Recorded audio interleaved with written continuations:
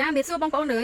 ខ្នោះសម្រាប់យើងជុំលហុងណាបានចូលស្តុកណាបងប្អូនចាសម្រាប់ខ្នោះនេះវិញបងប្អូនធានាគុណភាពជូនណាបងប្អូនណាហើយអ្វីដែលសំខាន់ណាគឺអាចជុំលហុងណាគឺមុតខ្លាំងតែម្ដងណាបងប្អូនណាប្រើកាន់ឆ្នាំណាបងប្អូនសម្រាប់ខ្នោះនេះបងប្អូនទិញទៅគឺអត់ស្ដាយលុយទេណាបងប្អូនណាធានាជូនថាអត់ច្រេះអត់ហៅគាត់អីទេចាធានាជូនណាបងប្អូនណាបាតវានេះគឺអ៊ីណុកណា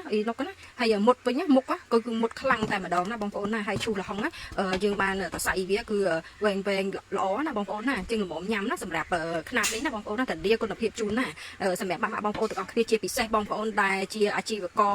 ជាអ្នកលក់បុកល្ហុងណាបងប្អូនអើយបុកល្ហុងឥឡូវគឺកំពុងតែល្បីខ្លាំងណាបងប្អូនកន្លែងណាក៏លក់បុកល្ហុងកន្លែងណាក៏លក់បុកល្ហុងដែរឥឡូវនេះបងប្អូនអើយទិញតែខ្នោះនេះមួយយកទៅឈូសល្ហុងណាបងប្អូនអើយងាយស្រួលក្នុងការប្រើមែនតើណាហើយលឿនទៀតណាឈូសមកឆាច់ហើយណាបងប្អូនណាហើយប្រើទៅគឺពេញចិត្តតែម្ដងណាសម្រាប់មុខវិញគឺមុតល្អមែនតើណាបងប្អូនណាធានាគុណភាពជូនណាអញ្ចឹងសម្រាប់បងប្អូនដែលមានអាជីវកម្មជាអ្នកលក់បុកល្ហុងអីចាទិញទៅក៏អត់មានខំម្ដងទេបាទបងប្អូនណាធានាជូនណា